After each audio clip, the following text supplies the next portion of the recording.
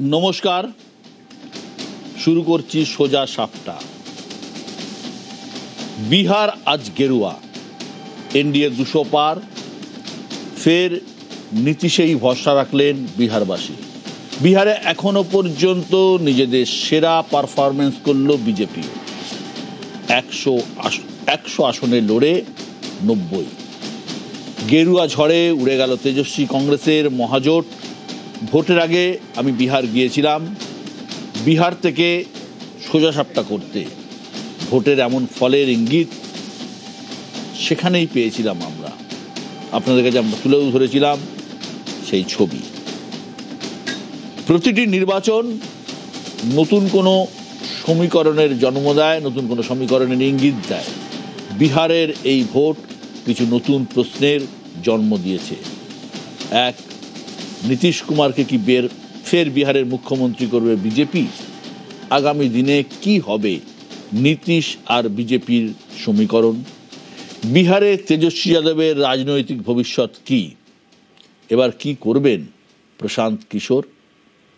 রাজনীতিতে থাকবেন নাকি পুরনো পেশায় ফিরবেন? বিহারের ভোট কতটা প্রভাব ফেলতে পারবে বাংলার মাটিতে?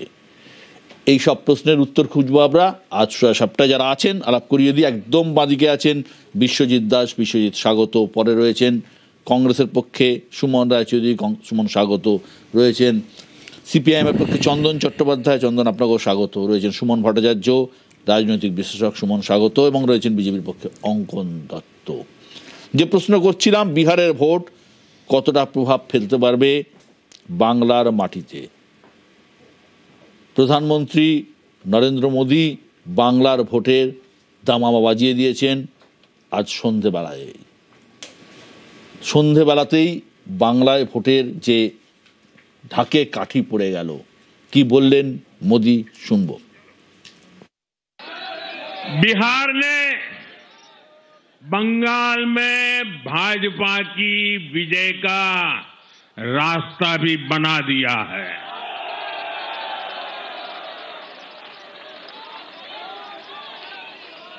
मैं बंगाल के भाइयों बहनों को भी आश्वस्त करता हूं, अब भाजपा आपके साथ मिलकर पश्चिम बंगाल से भी जंगल राज को उखाड़ फेंकेगी।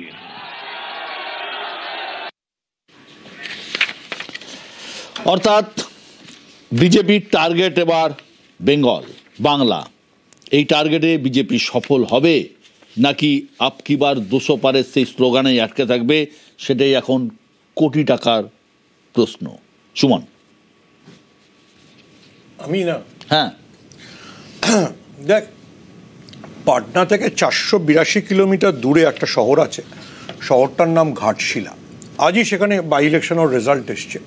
সেখানে জেএমএম থেকে চলে যাওয়া চম্পাই সোরেনের পুত্র বিজেপির ক্যান্ডিডেট ছিল, 40,000 ভোটে হেরেছে। সো ঝাড়খণ্ড কিন্তু বিহারেরই পার্ট ছিল, ফলে কোনো দুটো রাজ্য কখনো এক হয় না, তার ডায়নামিক্সও এক হয় না। ফলে এটা বিহারে বিজেপির বিরাট জয়, এ বিষয়ে তো কোনো সংশয় নেই। সেই জয়ে অনেকগুলো ফ্যাক্টর আছে, মহিলাদের ফ্যাক্টর আছে, এলজেপির ভোট ফ্যাক্টর আছে, এমআইএম সীমাঞ্চলে যথেষ্ট কংগ্রেসের ভোট কেটেছে, সব ফ্যাক্টর আছে। কিন্তু আমি আবারও বলছি, বিহারের বিরাট জয় যতটা বিজেপিকে উদ্বুদ্ধ করবে, কখনো দুটো রাজ্য, ঝাড়খণ্ডের ওই জন্য উদাহরণটা দিয়ে শুরু করলাম, যে সিটটা একদম বিজেপির জন্য শিওর সিট ছিল, ঘাটশিলা, বাঙালির খুব প্রিয় শহর, সেখানে কিন্তু যে বিজেপি জেতাতে পারেনি চম্পাই সোরেনের পুত্রকে। ফলে কখনো দুটো স্টেট আলাদা হয় না। এবার এটা মানে তৃণমূলের পক্ষে বলাটা বেটার যে তৃণমূল কীভাবে এটা কমব্যাট করবে। কিন্তু অবশ্যই বিজেপি উদ্বুদ্ধ থাকবে, বিজেপির পুরো ইকোসিস্টেম উদ্বুদ্ধ থাকবে। সেটাকে কিভাবে বিজেপি কমব্যাট করবে সেটা মানে দুপক্ষের রাজনৈতিক সমীকরণের বিষয়। আরও দুটো জিনিস মনে করিয়ে দিই, যে হেমন্ত সোরেন জিতেছেন, কংগ্রেসের প্রতিনিধি যেন রাগ না করেন। হেমন্ত সোরেন লাতিন আমেরিকায় বিশ্ববিদ্যালয়ে ভাষণ দিতে যাননি, অক্সফোর্ডে যাননি, কোথাও যাননি, মোমেন্টামটা পুরো ধরে রেখেছেন। তো আপনি যদি ভারতবর্ষে এখন যে রাজনীতিটা চলে এসছে, বিশেষ করে নরেন্দ্র মোদী, অমিত শাহ যে রাজনীতিটা করেন, সেখানে লাতিন আমেরিকায় কবিতা পড়তে যাওয়ার, অক্সফোর্ডে বক্তৃতা দেওয়ার, জঙ্গল সাফারি করার এরকম কোনো সুযোগ নেই। আবার আমি বলছি কংগ্রেস কিন্তু আজকে অন্য তিনটে জায়গায় তিনটে খুব ইম্পর্টেন্ট সিট জিতেছে। রাজস্থান যেখানে বিজেপি ক্ষমতায়, সেখানে বিজেপির ছেড়ে যাওয়া কিশোরীলাল মিনার সেটটা আঁতে বিজেপি কাছ থেকে কংগ্রেস ছিনিয়ে নিয়েছে। সো যেখানে গ্রাউন্ডে যে নেতা আছেন সে জিততে পারে, কিন্তু আবারও বলছি যে আজকের পরে সিরিয়াস, যদি আপনি আমায় জিজ্ঞেস করেন, সিরিয়াস ইন্ট্রোস্পেকশন হচ্ছে রাহুল গান্ধী, যে আমি একটা মোমেন্টাম তৈরি করি, তারপর আমি কেন লাতিন আমেরিকায় কবিতা পড়তে চলে যাই। একদম যে বিষয়ে আমি যেটা প্রশ্নটা আসতে চাইছি সেটা হচ্ছে যে বিহারের মাটিতে আমি নিজে গিয়েছিলাম, আমি নিজে ঘুরে দেখে এসেছিলাম। কংগ্রেস বা আরজেডি তারা যে রাজনীতিটা করে সেটা পার্ট টাইম পলিটিক্স বলা যায়, এবং মানে ফ্রিল্যান্সারের মতো পলিটিক্সটা করে, ভোট আসলে পলিটিক্সটা করে। বিজেপির ভাষায় বিজেপির মতো 365 দিন রাজনীতি করে না। পশ্চিমবঙ্গের চিত্র ভিন্ন। এখানে মমতা বন্দ্যোপাধ্যায় 365 দিন রাজনীতি করে, শুধু নয় তার দলের সংগঠন অত্যন্ত মজবুত। কতটা মানে মসৃণ হবে এই প্রধানমন্ত্রীর এই দাবি? মসৃণ হবে না। তার কারণ হচ্ছে বিহারের নির্বাচনে যদি বিশ্বদা দেখেন, প্রো ইনকামবেন্সি ছিল 60%।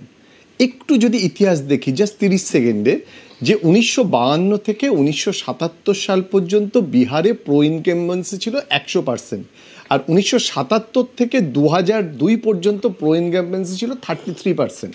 2002-এর পর থেকে আজ পর্যন্ত 60%। আমরা প্রো ইনকামবেন্সি যদি জামানাটা ভাগ করি তাহলে 50-50। পশ্চিমবঙ্গে সেটা 75% প্রো ইনকামবেন্সি, অর্থাৎ সরকারে যে আছে সরকারের পক্ষে আবার সরকার গঠন করা। কেন বলছি তার কারণ, জেতার যে কারণগুলো সুমনদা হালকা করে ছুঁয়ে গেল, সেখানে মহিলা ভোটটা একটা ডিসিসিভ ফ্যাক্টর। কারণ নির্বাচন কমিশন প্রথম 1962 সালে বিহারের যে পরিসংখ্যান দিল, সেখানে মহিলা ভোট পুরুষদের থেকে 23% কম ছিল, আর 2002 সালে সেটা 5.32% বেশি। এবছর 70% বেশি মহিলা ভোট পড়েছে। শুধু যে এইমাত্র আপনি বলছিলেন না কনসিস্টেন্সি সারা বছর ধরে রাজনীতি করে, তার কারণ হচ্ছে এর আগে দেখেছি 2007-এ সাইকেল দিয়েছে, পশ্চিমবঙ্গের সঙ্গে মিল পাবেন।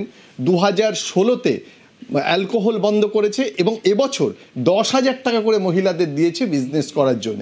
এই যে মহিলা সেন্ট্রিক ভোট, সেটাকে এক জায়গায় কনসেন্ট্রেট করা যেমন একটা পশ্চিমবঙ্গে সরকার ইতিমধ্যে করে ফেলেছে, আমরা পূর্ববর্তী নির্বাচনগুলোতে বিশ্লেষণ করে দেখেছি।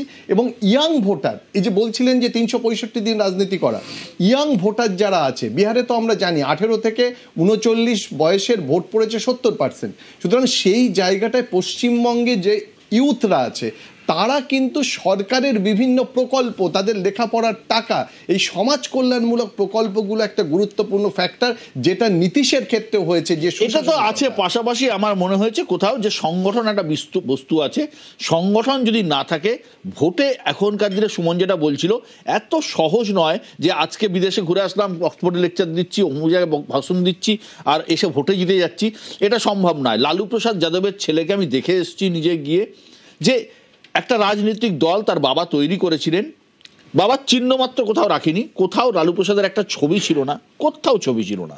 আমি আরজেডি পার্টি অফিসের বাইরে একটা বিশাল কাট আউট, তাতে লেখা নায়ক, সেটা হচ্ছে তেজস্বী যাদবের ছবি দিয়ে। তো মানে হঠাৎ করে আমি কিছুই করলাম না, বিহারের জনতা আমাকে অ্যাকসেপ্ট করে নিল, প্রতিটা ঘরে সরকারি চাকরি দেবো বললাম, আর বিশ্বাস করে নিল, এটা হয় না। একদম আলাদা ডাইনামিক্স, এবং বারবার বলছে যে সামাজিক প্রেক্ষাপট একেবারে আলাদা। 10 সেকেন্ড যোগ করি। আমরা তো সবসময় বিজেপির সমালোচনা করি, look how BJP accommodate Chirag Paswan. Exactly 2014 সালে তো রামবিলাস পাসওয়ান বসেছিলেন যে লালু প্রসাদ যাদব এবং রাহুল গান্ধী কখন তাকে ডাকবেন, তো তুমি তাকে ডাকুনি। লুক হাউ এলজেপি, মানে চিরাগ পাসওয়ান গত নির্বাচনে একা লড়ে 0, চিরাগ পাসওয়ান, কিন্তু 34টা সিটে উনি হারিয়েছিলেন। তারপরে চিরাগ পাসওয়ান 30টা আসনে, তারপরে ক্যান্ডিডেট দিয়ে 5টা সিটে লড়ে 5টাই পেল লোকসভায়। এবারে এসে গিয়ে এই স্ট্রাইক রেট সাংঘাতিক অঙ্কন। আজকের দিনে 30টা আসনে ডিসিসিভ ফ্যাক্টর, যেখানে 3 নম্বরে চলে এসেছিল নীতিশ কুমার, শুধুমাত্র 130টাতে চিরাগ পাসওয়ান লড়েছিল। অঙ্কন